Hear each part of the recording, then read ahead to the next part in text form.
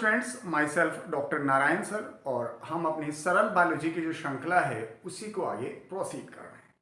Last video तक यानी कल के वीडियो में आपने हमारे डाइजेस्टिव ग्लैंड का अंतिम हिस्सा पढ़ा था, दैट वाज पैंक्रियास। आज से हम अपने टॉपिक को शुरू कर रहे हैं डाइजेशन ऑफ फूड को लेकर। तो सबसे पहली बात आती है, फूड का डाइजेशन शुरू कहाँ होता है? क्योंकि हम कहते तो हैं कि पूरी एलिमेंट्री कैनाल में डाइजेशन होता है, लेकिन फूड का डाइजेशन शुरू हो जाता है आपकी माउथ कैविटी में। माउथ कैविटी के सिर्फ दो फंक्शन हैं। सबसे पहला फंक्शन, माउथ कैविटी का जो सबसे पहला फंक्शन है, एंड फंक्शन इज मैस्टिकेशन, खाने को चबाना। और दूसरा फंक्शन है इतना चबाना कि उसे आसानी से हम स्वॉलो कर सकें, निगल सकें।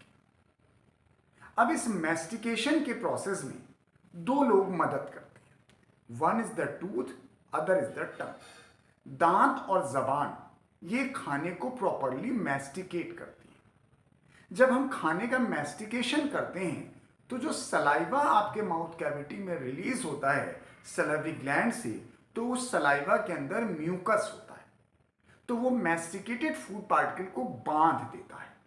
जब वो मैस्टिकेटेड फूड पार्टिकल बंध जाता है तो नया शब्द आता है बोलस। बोलस का मतलब हम जनरल जब कहते हैं तो कहते हैं फूड मिक्स्ड विद सलाइवा, लेकिन मैस्टिकेटेड फूड पार्टिकल को म्यूकस की मदद से जब हम बांध देते हैं, अडहेयर कर देते हैं, वो है बोलस। फायदा, बोलस का सबसे बड़ा फायदा है कि जब मैस्टिकेटेड फूड पार्टिकल बंध जाता है तो उसे आसानी से स्वॉलो कर सकते हैं, उसे हम निगल सकते हैं। इजी स्वॉलोइंग, जिसे कहते हैं डीग्लूटिशन। डिग्लूटिशन एक ऐसी प्रक्रिया है जिस प्रक्रिया में हम बोलस को माउथ कैविटी से ईसोफेगस तक पहुंचाते हैं। अब सर दूसरी बात, ईसोफेगस में जब हमारा बोलस आ गया तो वो आगे पहुंचेगा कैसे? तो ईसोफेगस से स्टमक तक पहुंचने की जो प्रक्रिया है, that is simply by the peristalsis. सिर्फ पेरिस्टाल्सिस है, ग्रेविटी का कोई भी रोल ईसोफेगस में नहीं होता। फिर ये बोलस स्टमक में पहुंचता है वाया गैस्ट्रो ईसोफेजियल स्फिंक्टर, जो हमने पिछली वीडियो में आपको कहीं बता रखा था। खाना स्टमक में चला जाएगा, फिर स्टमक में डाइजेशन शुरू होगा। अब सलाइवा पे आ जाइए।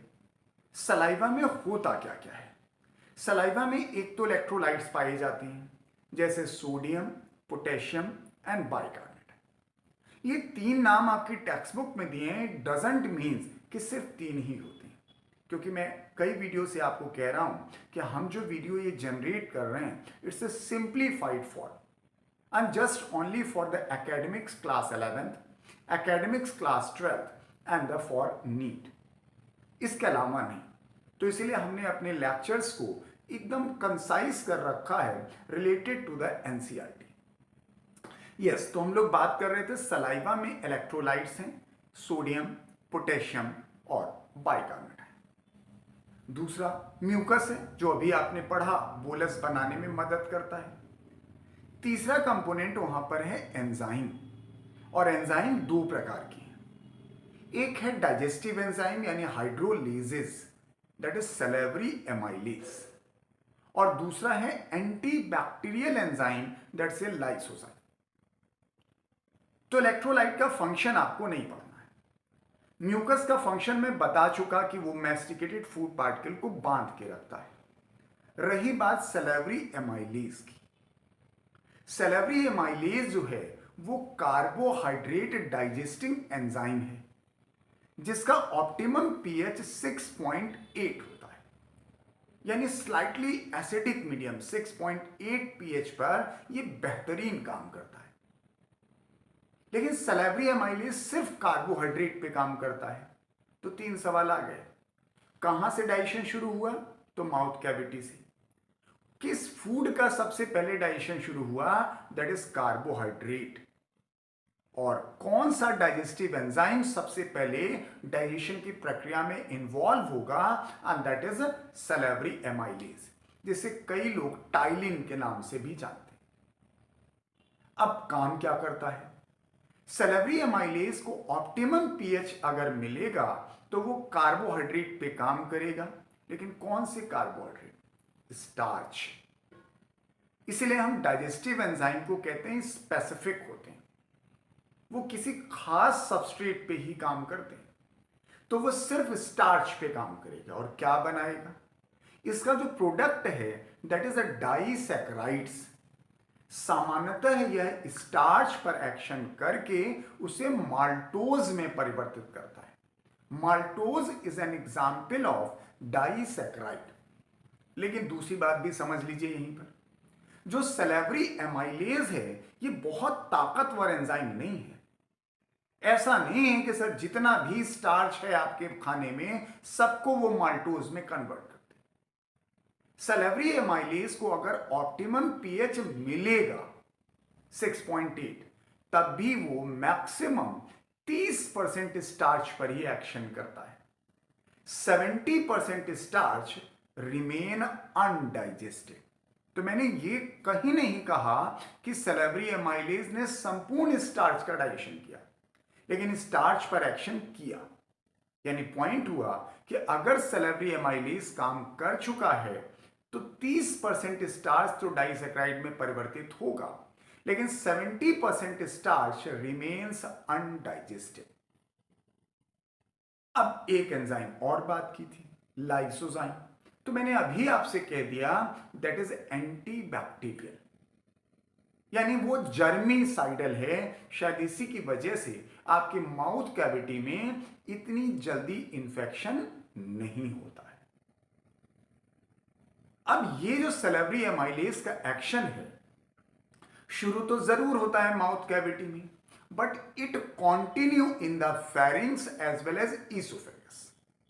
मैं ये नहीं कह रहा हूं कि सर फेरिंग्स या ईसोफेगस में कोई इंडिविजुअल डाइजेशन होता है, लेकिन जो माउथ कैविटी में आपने डाइजेशन शुरू किया that will continue in the pharynx and oesophagus. इसलिए आपको ऐसा लिखा हुआ मिलेगा कि no digestive activity occurs in the pharynx and oesophagus.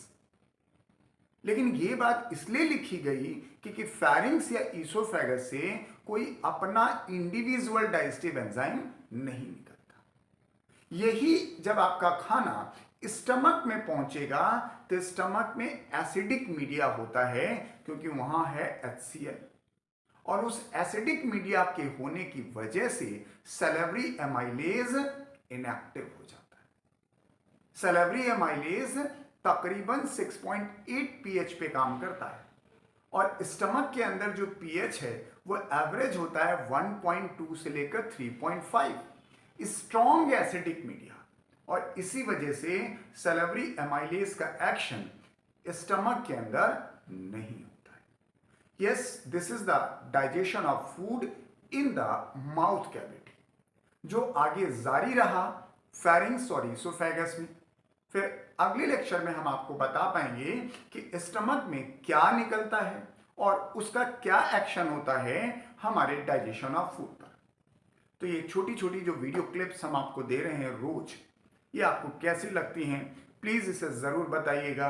और इसको हमने एक नए तरीके से फ्रेम किया है कि मैं चाहता हूं टॉपिक्स को सिर्फ बातों बातों में समझा जा सके। ये बात मैं कह रहा हूं, लेकिन आप हर जगह एक ही चीज़ की ज़रूरत मत समझिए। अगर हम इस तरह से बोलना सीख जाएंगे तो शायद जब हम बोलेंगे तभी जब हमारे दिमाग में वो चीज़ आएगी। तो कोशिश करिए जब मैं बोल रहा हूं तो जो रिलेटेड टॉपिक आपने पढ़ रखा है टेक्स्ट बुक से या मॉड्यूल से या किसी भी टीचर के आपके पास नोट्स हों, क्लास करते हों, तो उसके साथ रिलेट करिए। देखिए आपको वो चीज़ें उसी के साथ जुड़ी हुई नजर आएंगी। Yes, good luck and